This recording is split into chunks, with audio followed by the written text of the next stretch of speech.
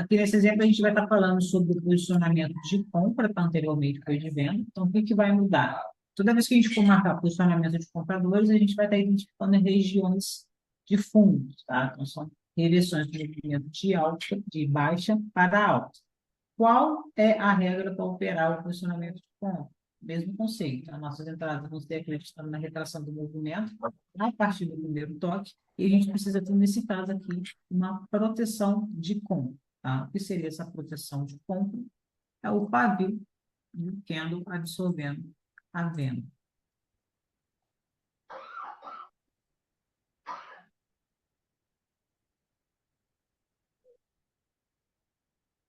Ela de baixa, deixou aqui uma mínima, venda busca mínimas de velas vermelhas, logo em seguida o preço fez isso, desceu, capturou e reverteu para alta. Então, ele deixou um pavio e já consumiu o candle anterior. Quando o preço ele estiver buscando essa região pela primeira vez, no caso seria o retorno do preço, ele vai estar fazendo uma movimentação com o candle de baixo, né? Teve uma direção para alto, quando o preço estiver buscando essa região, nós vamos fazer a seguinte interpretação. Eu tive aqui uma liquidez a ser capturada, não tenho liquidez a ser capturada, então não tem por que o preço dar continuidade nessa movimentação de baixo. Nós vamos aguardar uma movimentação ideal e o primeiro toque na zona para a gente acreditar em uma retração. Tá? O que a gente usa como confluência para ter análises assertivas? Observar os candles anteriores. Aí é o mesmo conceito. Eu lembrei aqui rapidinho agora. Hum, É, então, tipo, mas a gente só pode, mesmo se tiver indo capturar a liquidez, só pode dar entrada se for entre o primeiro e o segundo no movimento, é isso? não. Eu disse que primeira e segunda do movimento são as velas mais fortes, aumentando de tamanho para operar fluxo. Ok? Aquela vela que a gente estava comentando, ela era exagerada e já era a terceira do movimento, lembra? A vela de alta.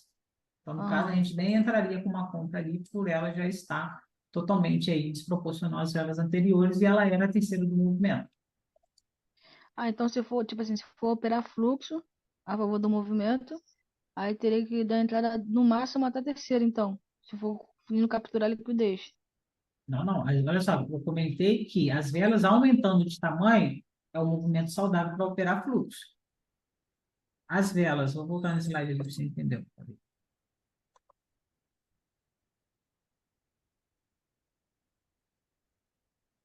Tá vendo que aqui nesse exemplo é a terceira do movimento. As velas anteriores não estão demonstrando força, deixando muito quadril de retração. Então, nesse cenário, em hipótese alguma, você falou que o tamanho da vela, você ficaria com medo de entrar com uma venda aqui. Nesse cenário, em hipótese alguma, a gente entraria com a continuidade do movimento, porque é um pênis exagerado em relação aos anteriores, e não é um movimento saudável. Então, temos velas aumentando de tamanho. Para a gente entrar em fluxo, considerando o movimento saudável, que são as velas demonstrando força, a gente tem que observar se elas vêm demonstrando uma agressão de fato, tá? A cada vela que vem se formando, para a gente ir, ó, trabalhando, acreditando aí na continuidade do movimento. Só que para isso a gente vai identificar aqui atrás do quê? A liquidez em caso de compra, tá? Aqui está de vermelho, mas a gente está falando do movimento de alta. Então, nesse caso, a gente considera a primeira, a segunda, a terceira, a quarta do movimento, porque a gente está enxergando ganho de força dos compradores. Nesse caso, anularíamos uma entrada acreditando na continuidade do movimento, porque a gente não tem velas aumentando de tamanho e já é a terceira do movimento no cenário que não está saudável para a gente enxergar o terceiro movimento. Entendeu? Entendi. Então, tipo, por ela ser a terceira do movimento, né? E ter sido uma vela de exaustão, ter deixado bastante pavio nas velas anteriores e buscando uma proteção, ela, quer dizer, não tem liquidez para buscar, ela Sim, não entrando tem ali por que o tocando, preço subir. entendi, É isso. ela iria tocar e retrair. Exatamente. Só que aí você tem que sempre analisar esses detalhes. Nunca espera buscar o primeiro toque numa zona qualquer. Tem que existir isso aqui, ó. Proteção, no caso aqui, de venda. Se tivesse um pavio aqui de compra, A nossa marcação não estaria aqui embaixo, estaria na ponta do pavio, seria uma análise para captura de liquidez, não entrada acreditando na retração. Aqui a gente tem o quê? A ausência de liquidez de compra. A gente entra com retrações do primeiro toque na zona. Deixa eu te perguntar, tipo, normalmente quando tem proteção um exemplo aí, igual assim, proteção de venda e tal, a gente, quando você for entrar para operar, normalmente a operação vai ser de retração, né? Sim, primeiro toque. Primeiro toque na zona, a gente entra acreditando na retração. Esse operacional, ele é para retração, tá? Teve a Então, proteção, quando primeiro toque na proteção zona. opera para retração. Na verdade, não é a proteção, é o operacional posicionamento de compra e venda, tá? Uhum. Isso aqui é um posicionamento. Para validar o posicionamento, a gente tem que ter a proteção. Não, acaba sendo automático, né? Se tá com proteção de venda ali, que se não tem liquidez para capturar, é automático você tem que operar a retração. Isso aí. Deu para entender agora? Não sei. Aham, sim. Então, aqui eu estava explicando, né, a questão da proteção de compra. Então, a gente identifica um fundo. Se você for observar, eu estou marcando regiões nos extremos, tá? Que são mais fortes, então são as zonas principais. Não estou trabalhando aqui com a região de zonas intermediárias. Então, aqui nesse fundo, a gente consegue identificar o quê? Esse pagamento mínimo consumiu o pagamento da vela anterior. Vamos aguardar o primeiro toque nessa zona, e aqui, no caso, a gente trabalha com a expiração da vela sempre vai ser com o mesmo candle, a gente não trabalha com o candle seguinte, independente de onde a gente estiver operando, a gente simplesmente vai aguardar a movimentação ideal para realizar essa entrada. Essa eu não entendi, não. Aqui, ó, eu marquei esse fundo, tá vendo? Uhum, Nesse fundo, a gente tem aqui um quadro que consumiu o quadro anterior. sim. Então, aqui a gente teve uma proteção de compra.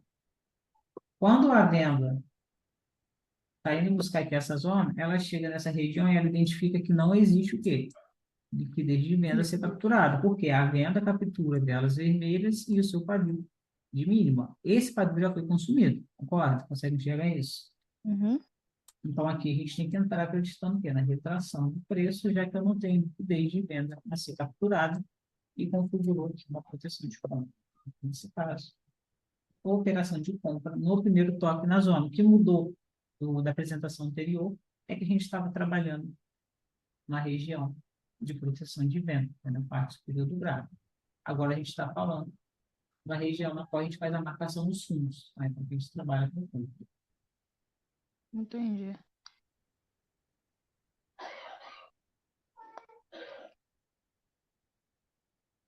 Então, agora eu vou te passar aqui um padrão que ele vai te tirar de muito loss, tá? Até em relação a uma marcação que você mandou para mim, eu não te expliquei o porquê que ela estava errada, justamente para eu poder apresentar aqui nessa aula e te dar mais detalhes. Então, esse padrão a gente chama de vela de comando, tá? O que seria essa vela de comando? Basicamente, é a negação do de cabeça para baixo, tá? Para explicar aí, de forma simples que você consiga entender. Então, o que acontece nesse padrão? Ela se inicia, demonstra força e retrai. O que representa esse padrão dentro da liquidez para a gente, tá? Primeira coisa, quando você identificar uma vela de comando de alta, você tem que enxergar que força de compra. Vela de comando de baixa, a gente tem uma força de venda. As nossas entradas vão ser da seguinte forma: a gente vai deixar de tomar um loss toda vez que a gente for trabalhar numa região que existe uma vela de comando. Por quê? Ele anula a liquidez do candle anterior. O que seria isso? Vamos supor que a gente tem um fundo.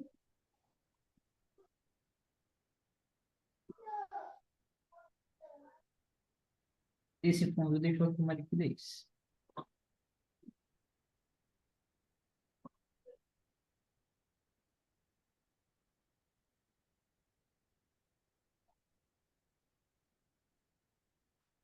Tá bom? Candle seguinte fez uma reversão, né, para caracterizar esse fundo. Só que ele simplesmente formou, fez esse movimento, formou aqui para a gente um comando. Quando o preço retorna nessa região,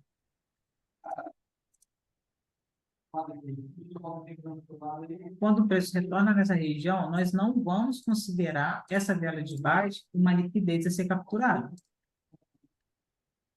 A gente vai fazer a marcação aqui, aí está guardando a venda, vem buscar esse pavio, tá? Se você entra numa operação na qual você tem um comando aqui na frente, ó, você pode tomar um loss. Por quê? Essa liquidez, ela não existe mais. O comando, ele tem o poder de anular esse pavio. E nesse caso, a gente não vai fazer marcação quando a gente tem a presença de vela de comando.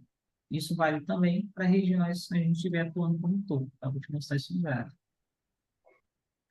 Tem movimento de alta.